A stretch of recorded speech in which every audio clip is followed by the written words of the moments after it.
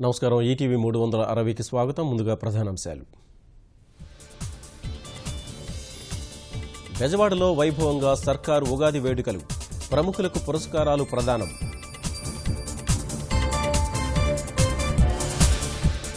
అన్నదాతలకు ముఖ్యమంత్రి ఉగాది కానుక, 3 ఏళ్లలో 15 లక్షల విద్యుత్ పంపు సెట్ల పంపిణీ దస్త్రంపై సంతకం.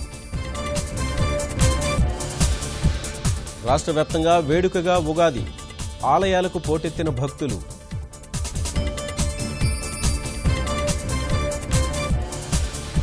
తూర్పుగోదావరి జిల్లా ఏలేశ్వరంలో జనం పైకి దూసుకెళ్లిన క్రేన్, 1 మృతి, 4 ద్విచక్ర వాహనాలు ధ్వంసం.